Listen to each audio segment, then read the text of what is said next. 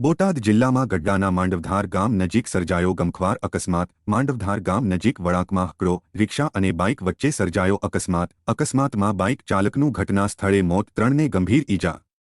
મૃતક યુવાન ગઢડાના રામપરા ગામના જયંતિભાઈ મંજીભાઈ શીશા હોવાનું પ્રાથમિક સામે આવ્યું। ઈજાગ્રસ્તોમાંથી સારવાર માટે 1ને ભાવનગર અને 2ને બોટાદ ખસેડેલ। ઘટનાની જાણ થતાં પોલીસ ઘટના સ્થળે પહોંચી તપાસ હાથ ધરી।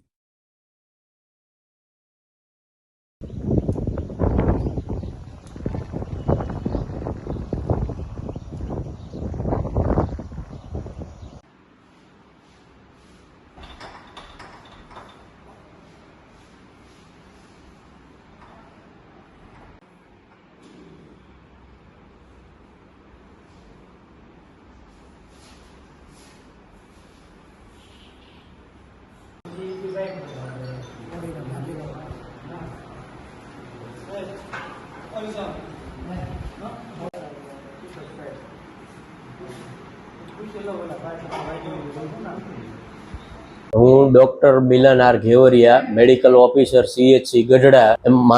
એમાં એક મૃત્યુ થયેલું છે, 3ને ઈજા થયેલા છે। એકને ભાવનગર સર્ટી હોસ્પિટલ ખાતે રિફર કરવામાં આવેલ છે।